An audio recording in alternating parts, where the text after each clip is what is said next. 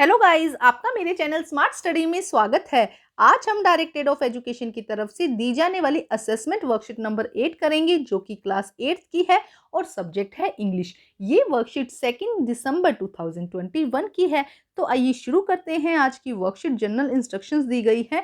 This assessment sheet is based on the poem the last bargain. ये जो worksheet है, last bargain chapter हम कर रहे हैं, उससे रिलेटेड ही है। तो आइए, 20 मार्क्स की आपकी वर्कशीट्स है और हर क्वेश्चन जो है, जो उसके मार्क्स हैं, उसके सामने लिखे गए हैं। क्वेश्चन नंबर 1 देखो क्या कहा गया है। Given below are the some symbols for the poem, write down what they mean in the space provided. Okay, यहाँ पे कुछ वर्ड्स दिए गए हैं, इनका मीनिंग देखना है। उसी पोएम से बिलोंग करते हुए हमें उसका मीनिंग उसके सामने लिखना है। और हर मीनिंग क्या है, 1 मार्क्स का। तो 2 क्वेश्चंस दिए गए हैं, sword and bag of gold, 2 marks के हैं ये। तो आइए देखते हैं इसका आंसर। तो देखिए आंसर, स्वॉर्ड का मीनिंग क्या हो जाएगा यहाँ पर, मिलिट्री पावर या वॉयलेंस। स्वॉर्ड का मीनिंग क्या हो जाएगा, मिलिट्री पावर या वॉयलेंस जिसे कहते हैं ना। उसके बाद में बैग ऑफ गोल्ड का मीनिंग हो जाएगा मनी। यहाँ पे पावर से भी आ सकता है। स्वॉर्ड का मीनिंग क्या हो सकता है, पावर भी हो सकता है। ठीक है, पावर, मिलिट्री पावर लिख दीजिए, वॉयलेंस लिख दीजिए, क्योंकि राजा के पास, राजा पावर के साथ में आया था ना, तो स्वॉर्ड का मीनिंग पावर भी हो सकता है। ठीक है, और बैग ऑफ गोल्ड का मीनिंग हो जाएगा मनी। वो जो ओल्ड मैन था वो मनी लेकर आया था ना, बैग ऑफ गोल्ड का मीनिंग हो जाएगा मनी। अब हम करते हैं क्वेश्चन नंबर 2। क्वेश्चन नंबर 2 में देखते हैं, read the following scenario and the poem from the poem and answer the question that follows. Okay, हमें यहाँ पे एक पैराग्राफ दिया गया, सिनेरियो दिया गया, उसे रीड करते हैं और उसके बाद उसके क्वेश्चन जो दिए गए हैं उसको आंसर करेंगे। 5 मार्क्स का है, तो अच्छे से इसे रीड करते, इसे हम समझ पहले ही चुके हैं, अब सिर्फ हम इसे रीड करेंगे। Come and hire me, I cried while in the morning. I was walking on the stone paved road, sword in hand. The king came in his chariot. He held my hand and said, I will hire you with my power. But his power counted the naughty and he went away with his charcoal. देखो क्या कहा जा रहा है कि जब जो author था वो क्या कह रहा था कि भाई मुझे कोई हायर कर लो। इन द मॉर्निंग जब वो स्टोन पावर रोड पर चल रहा था, तब वहां पर किंग आता है और किंग कहता है कि मैं तुम्हें अपनी पावर के साथ में हायर करूंगा। लेकिन जो ऑथर है, जो स्पीकर है, वो कहता है कि नहीं, मुझे पावर के साथ में हायर नहीं होना है, इसीलिए वो उसे मना कर देता है। ये हम अच्छे से अपनी वर्कशीट में समझ चुके हैं। अगर इस पोएम से रिलेटेड कोई भी कंफ्यूजन है तो आप मेरा वो वीडियो देख लीजिए, वहां से आपको ये अच्छे से समझ में आ जाएगा। अब यहाँ पे इसी पैराग्राफ से रिलेटेड 5 क्वेश्चंस दिए गए हैं जिन्हें हमें सोल्व करना है। तो आइए करते हैं इसे सोल्व। तो देखिए आंसर क्या होगा। क्वेश्चन देखते हैं, first question, second, third, fourth and fifth questions दिए गए हैं। फर्स्ट क्वेश्चन देखिए, where was the poet walking. Poet जो था कहाँ वॉक कर रहा था, the poet was walking on the stone paved road. जो पोएट था वो कहाँ वॉकिंग कर रहा था, the poet was walking on the stone paved road. Next देखिए, how did the king come to him.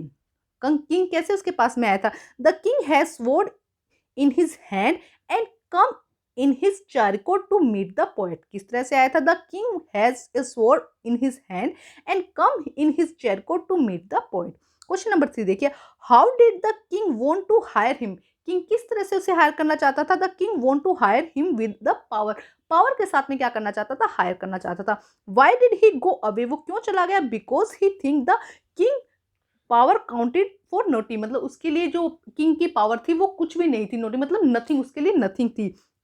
Explain the counting for naughty का meaning क्या होता है, हैव नो इन्फ्लुएंस और इफेक्ट, कोई भी इफेक्ट नहीं होना, या नथिंग लिख सकते हैं आप।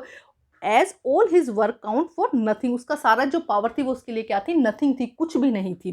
ठीक है, तो ये हो जाएगा इसका आंसर। आप यहाँ पे सिर्फ नथिंग भी लिख देंगे तब भी चल जाएगा। काउंट फॉर नथिंग का मतलब क्या हो जाता है, nothing, count for nothing.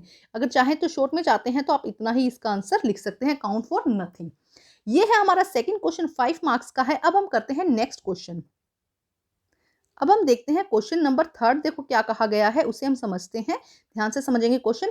Complete the answer the following question by the filling the blanks. Okay, यहाँ पे फिलिंग द ब्लैंक्स दिया गया है, पोएम से ही रिलेटेड है, उसे हमें समझना है कि यहाँ पे फिलिंग द ब्लैंक्स में क्या आएगा। क्वेश्चन देखो, what did the old man want. Old man क्या चाहता था, was he successful in his bargaining, जो वो अपनी बार्गेनिंग में सक्सेसफुल हुआ था। The old man wanted to hire the speaker, जो ओल्ड मैन था वो स्पीकर को हायर करना चाहता था। विद हिज मनी, अपने गोल्ड ऑफ बैग लेके आया था ना वो, तो वो अपनी मनी के साथ में स्पीकर को हायर करना चाहता था। No, he was not successfully in his bargaining, वो अपने बार्गेनिंग में सक्सेसफुल नहीं हुआ था। सेकंड देखिए, what is the speaker last bargaining, speaker की लास्ट बार्गेनिंग किसने की थी? चाइल्ड ने की थी। अगर आपने पोएम पढ़ी है तो आपको पता होगा, एक बच्चे ने, एक चाइल्ड ने उसको लास्ट बार्गेन किया था। The speaker last bargain with is a child, किसके साथ किया गया था? चाइल्ड के साथ में। Playing with shell on the sea beach, जो क्या कर रहा था? शेल्स के साथ में खेल रहा था सी बीच पर। The child has nothing to pay in return, child के पास में कुछ भी नहीं था रिटर्न उसको देने के लिए। Still the man strike the deal, और फिर भी क्या हुआ? जो मैन था उसने क्या करी? उसके साथ में डील कर ली थी। Playing with the child make him free man, और उसे ऐसा लग रहा था कि जब वो उस बच्चे के साथ खेल रहा था, उस चाइल्ड के साथ में खेल रहा था, उसे फ्री मैन वाली फीलिंग आ रही थी।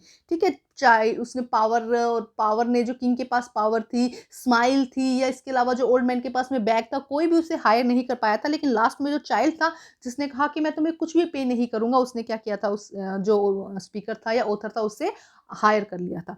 अब देखते हैं नेक्स्ट क्वेश्चन। अब यहाँ पे नेक्स्ट क्वेश्चन देखो, क्वेश्चन नंबर 4।